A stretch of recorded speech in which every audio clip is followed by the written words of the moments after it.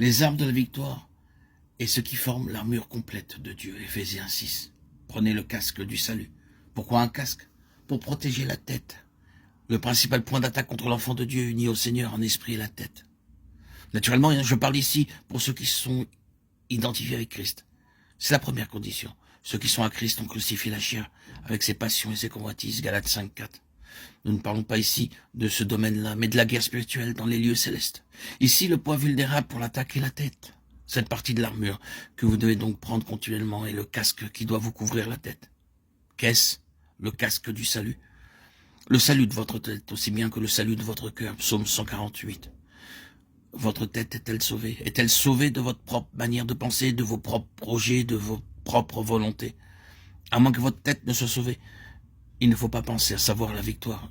Je veux parler de la victoire agressive remportée pour l'Église de Christ. Parce qu'ici, dans les lieux célestes, le corps de Christ est un. Et comme faisant partie du corps de Christ, vous vous trouvez être dans la guerre générale en faveur de l'Église tout entière. Rappelez-vous que l'arme pour votre combat personnel est le calvaire. Quand vous êtes tenté de céder au péché, emparez-vous de Romains 6. C'est pourquoi mettez le casque. Beaucoup d'enfants de Dieu gardent une porte ouverte à l'ennemi, savoir leur intelligence. Ils protègent leur cœur, mais leur intelligence n'étant pas gardée est exposée aux attaques de l'ennemi. Ils permettent à leur entendement de demeurer passif et ouvert à tout ce que l'ennemi leur envoie. Ils ne savent pas reconnaître les pensées qui leur viennent des mauvais esprits.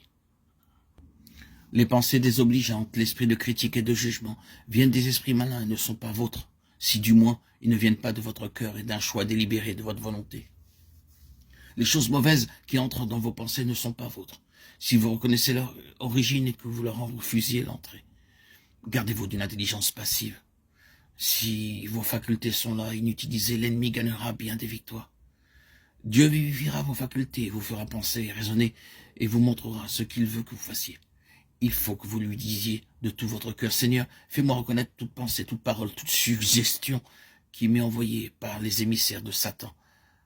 Faites ceci et dès l'instant où vous les reconnaissez, fermez-leur la porte. Prenez le casque et prenez l'épée.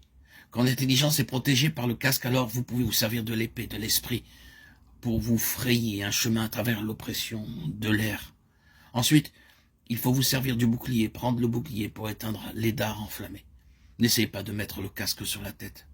S'il y a encore des dards enflammés dans votre intelligence, combien de dards enflammés avez-vous laissé entrer? Il est écrit les dards enflammés du malin. Ils sont forgés en enfer et ont à leur extrémité une petite étincelle de feu venant de l'abîme qui enflamme l'intelligence et la rend incapable de recevoir la vérité. Des dards enflammés, par exemple, contre cet ennemi avec lequel vous travaillez. C'est peut-être une pensée de jalousie qui colore à vos yeux tout ce qu'il fait. Voilà ce qui arrive parmi les enfants de Dieu.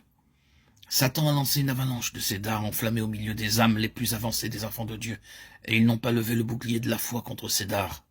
Ils leur ont permis de pénétrer dans leur âme et d'y faire des ravages. Vous verrez que souvent l'intelligence était comme enflammée par un feu ne venant pas de Dieu. Vous pouvez reconnaître ce feu quand vous voyez les visages rougir, les corps s'agiter lorsqu'on aborde certains sujets.